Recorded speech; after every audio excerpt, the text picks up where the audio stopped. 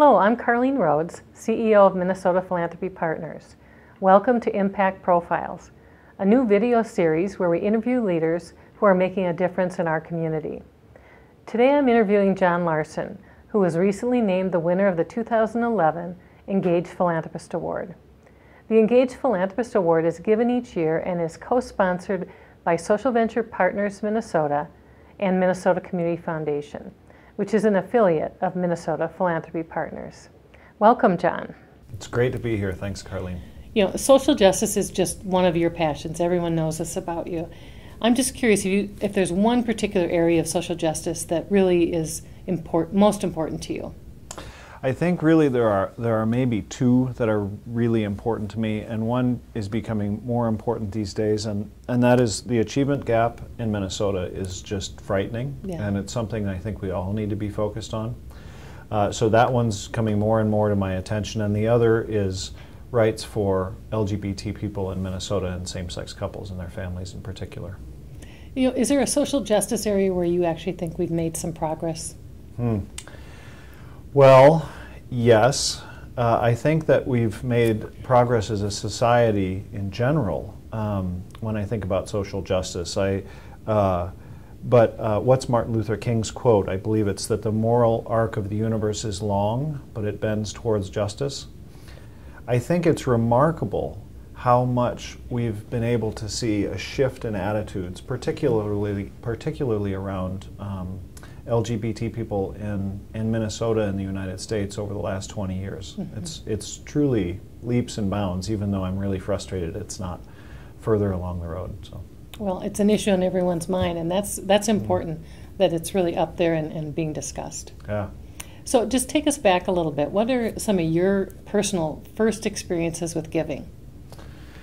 I think my first experience with giving would have been I was raised by wonderful parents, and they taught me a lot of things when I was young. And one of the things that I remember from probably when I was 7 or 8 years old, as I was attending church with them. We weren't super regular attendees, but we went somewhat frequently, and I got an allowance of maybe $1 or $2 a week, and the church asked for some pledge. And I remember pledging a quarter every Sunday, which was felt like the right thing to do. It was 25%, I believe, of my income at that time, and we ended up not going to church for a while, and maybe it was during the summer, or I can't remember what the period of time was, but at any rate, they sent me a you owe this amount, and it was something like $13, and it's because I hadn't paid for all this time, and I was terrified because I had no idea how I would ever get $13. Luckily, Mom and Dad bailed me out of that one, but it was my first experience with giving and with the idea of commitment and then following through or not following through. But it was a good thing to be part of a community of givers. It might not have been as painful if you were a more regular church I think so. Because they would have gotten their quarter from you along the way. I think that's true. You know, I think it's interesting that you started at 25%, because I think I read in a magazine recently that you're now giving 50% of your current income to philanthropy. How does that feel, and what would you do to encourage others to maybe make such a commitment? Well, I think that ultimately it's about deciding that I have enough or that we have enough. Yeah. And there's an incredible gift in that, right? That when we get to that point where we know that we have enough and we can give this money away, I believe the gift in that is that we feel wealthy. We feel, hey, we've got it. We've got all we need and more. And then as we start giving money away, I think that it's almost a karmic thing, that all kinds of stuff starts coming back to us. And so we're part of humanity in so much more meaningful a way, at least for me. I've heard other generous people like you talk about it and say sometimes those gifts almost feel selfish. It's like I am spending that 50% of my wealth on things that I care about. I'm investing in causes, and so they actually haven't felt it very separated from what they personally might spend on their own clothing or trips or something like that. Yeah, and then I think that with that, if we leverage our time and our talents with our giving, and become a lot more engaged in those organizations, it's even sort of, it has a magnifying effect in that sense. There's that question of how much of this is selfish and how much of this is giving. Mm-hmm. Yeah. Right, right. You're the president of the John Larsen Foundation. I think it'd be great just to hear a little bit about the genesis of that foundation. Sure. Well, my dad's name is John Larsen, and his father's name was John Larsen, and as far back as I think we know, people were named John Larsen. So the impetus of the foundation and where it got its start was my mother and my father and my grandmother decided that they had enough money and they wanted to start a foundation. And it started as a really teeny-tiny thing first, just kind of as a legal entity. And then as my grandmother was nearing the end of her life, she gave $4 or $5 million to it. And that was sort of the first big chunk of money that came into it. And that's about it. And the idea behind it was help family members to really fund their passions. What are they most concerned about? So that's kind of the genesis of it anyway.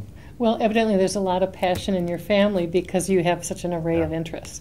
Yeah. The John Larsen Foundation supports the arts, education, human services, and social justice, as we've discussed. Yeah. So tell me a little bit about what's one of the recent projects that surprised or delighted you that maybe it was a new experience for the foundation to fund, or not? So I think a few things. One is, as we said, the passions of the board members are funded, right? Mm-hmm. And so each of the four of us, it's my mom, my dad, my sister, and I that are board members of the foundation, do have our passions, follow our passions, and are engaged in our communities. And so that's why the mission is, a mile wide and an inch deep, because we are following those passions. But one of the gifts is that of a family foundation, I think, in general, is that we start talking about values and we start talking about what matters to each of us. Mm-hmm. And we start to learn about each other's passions in a way that I think we wouldn't have. I mean, we're a tight family and we love each other, but I think we never would have had some of the conversations that we've had about values and what's important. So a specific project. Well, you've heard me talk before about the host home program. That's something that we've loved funding. I think tell me a little more about that program. Yeah, we've been one of the larger funders for years, which is not saying much. I think our first grant was maybe $5,000, and that was one of the largest grants they had received. And this program is about matching LGBT homeless youth with homes that will be supportive. And it's really simple. It's just finding a home for a homeless youth, really, and it's such a gift for everybody involved, because the youth obviously is sharing their trust and their life with the home that they moved into, and opening one's home is a pretty big deal. The homeowners don't get paid. It's not like a foster care system in that sense, and more than that, the youth pick the home. So there are homes that volunteer, and then the youth interview the homes to find out where they fit best. I think that's a lovely way of turning kind of that power dynamic upside down, so that the youth is empowered in a way that they may not have ever been.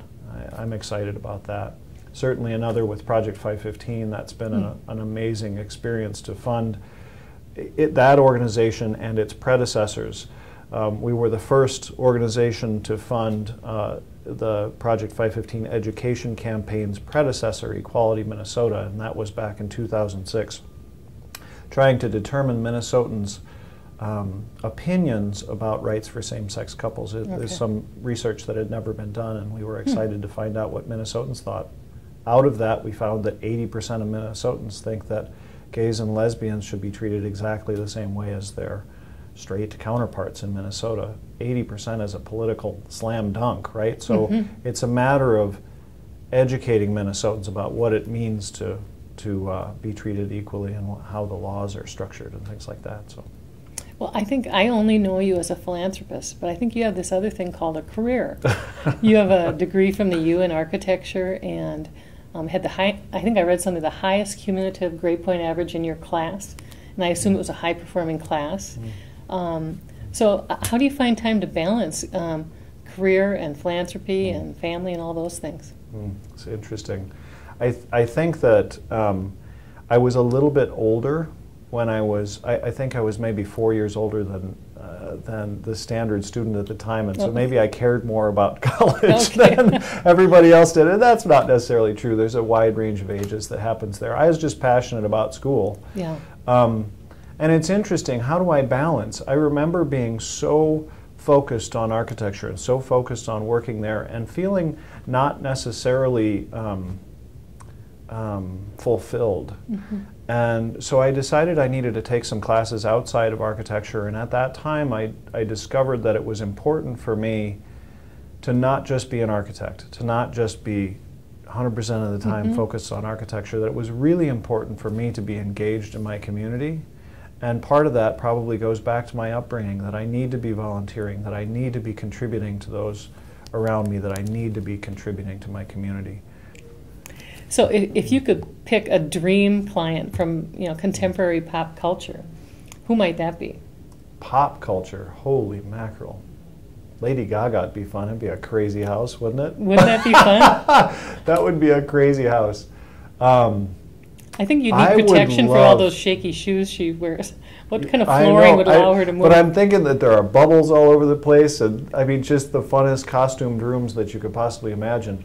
Maybe that's one. I really do like, I like a wide range of styles, and it's reflected in the work that we do. We're just finishing a really sleek, really cool modern building in St. Paul, and we're remodeling a beautiful 1899 house on Lake the Isles. So, I mean, sort of across the board. Nice range. Yeah. Yeah, it's fun for me. It's really about helping clients achieve their vision. I mean, I don't want to force my higher idea on somebody. I want to work with a client to help them. So what did it mean to you to receive the 2011 Engaged Philanthropist Award? Completely blown away. I told the story of earlier this year getting the phone call from Penny Snipper, who, as I said, I didn't know or couldn't remember who she was, and said she wanted to nominate me for the award. And she said she wanted to nominate me for the award because she's been in philanthropy for a number of years and has become fairly cynical about what philanthropy is capable of. And she had heard me speak particularly about engagement in advocacy work and things and social justice work, and she said she lost her cynicism. And I was floored. I was absolutely floored. And I think about that was the award. That was it. I was done. And when I think about the caliber, the quality of philanthropists in Minnesota, the number of philanthropists in Minnesota. I mean, Wynne Wallen was the first to receive this award last year. I don't think of myself in the same category as Wynne Wallen. And so I was sure that, oh great, nominate me, but I wasn't going to get the award. And then when Penny called to say that I had received the award, I mean, flabbergasted. Just really didn't expect it. So truly an honor. Lovely to receive it. I'm not going to say I'd say this, but some would say youth today are inwardly focused, maybe a little self-centered, trying to figure out how things work for them. What's your view of youth today, and how we can inspire more of them to think about others, think about, maybe through philanthropy or service? Boy, I think about engaged philanthropy. I see in youth today more engagement in philanthropy and in doing good than I've seen in other generations. I'm pretty young, so I don't know. I don't have a lot of perspective around that. But certainly, Rosie, this young woman who has come to live with us, is all about that. I mean, it's really remarkable, and I see that in her friends. She goes to Augsburg, and Augsburg is about what's meaningful in life, not just a meaningful education, but a meaningful life education. And how are you going to engage in your society? How are you going to make this a better place? And I see programs like that all around. So maybe it's that I choose to see that, or maybe it's what I'm surrounding myself with, but I see lots and lots of hope. So well, you're a role model for a lot of those young people coming along. Thanks for your time. Great to be here. Thank you.